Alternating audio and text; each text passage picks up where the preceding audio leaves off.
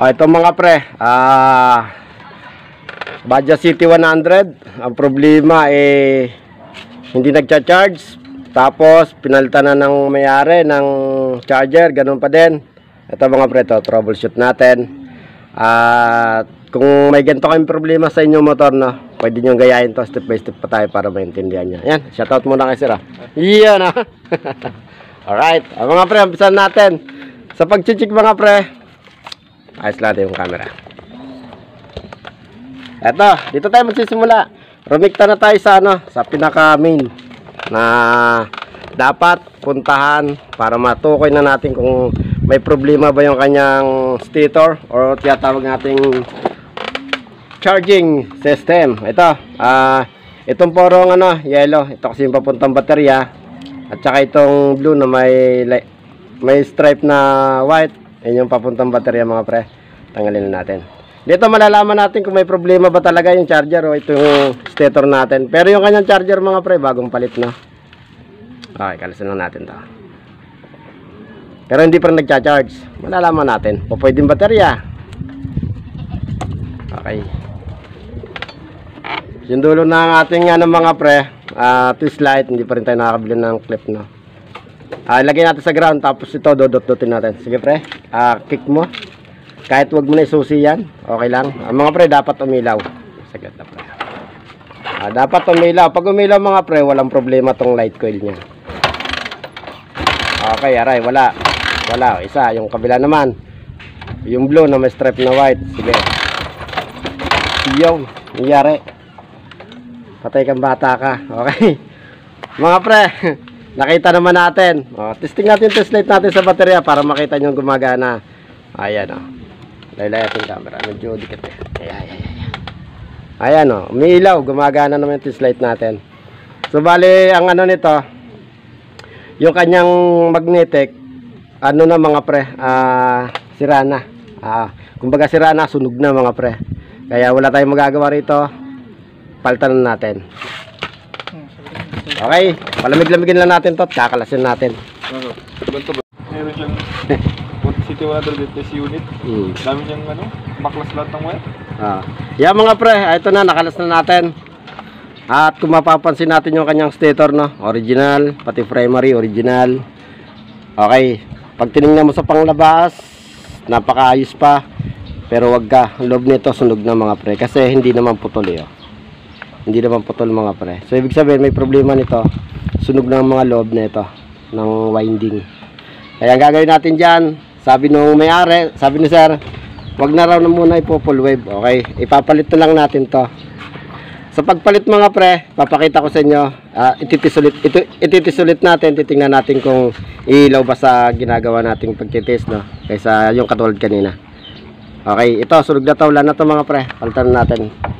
Pero ito magagamit pa to, primary. Okay, kalasin ko muna.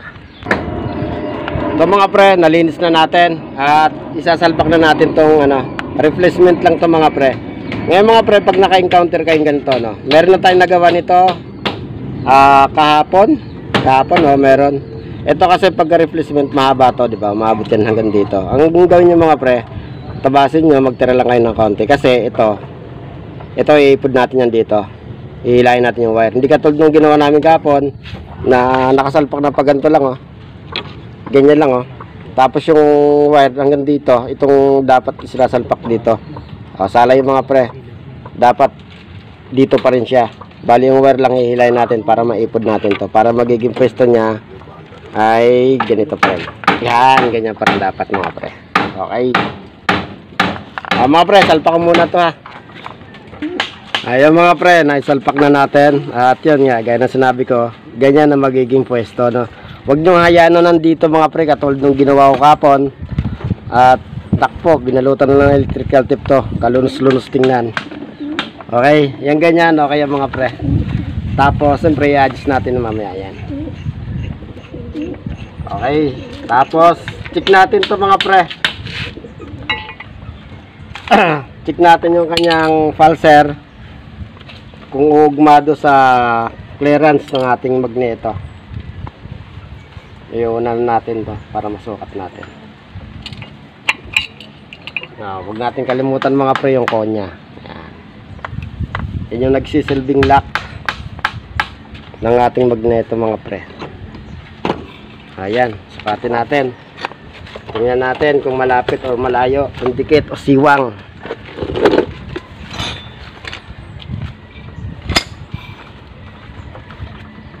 Ayan mga pre, sakto lang. Wala na tayong gagalawin. Kundi higpitan na lang yan. Higpitan yan. Higpitan na natin.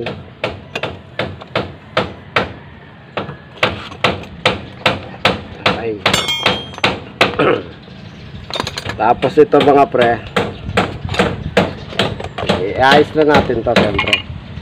Ganito lang yan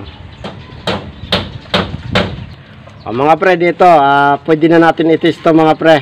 Okay, balatan lang natin. Ang titis natin dito, itong itong dalawa. Yung blue na may lining na white, tapos yung purong dilaw. Okay. Kasi kanina sa pagtis natin mga pre, hindi umilaw, di ba? Ito sigurado ilaw na to, bago na to.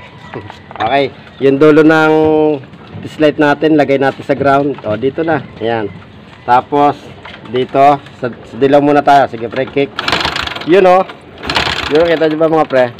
Yun ayun, isa pa, yung isa naman. Yung blue na may lining naman na white. Game. Yun yun isa pa. Yun mga pre.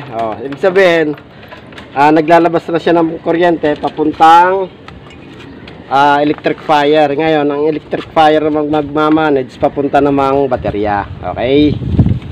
Okay, malinaw. Ay mga pre, iayos na natin to. Ayusin ko muna. Ayan mga pre, nagawa na natin. Hindi ko na naipakita sa inyo. Lower di napakababa.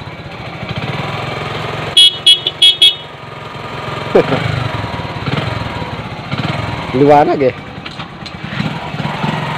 Okay, road test. Tapos mamaya ako naman titisting. Titingnan natin.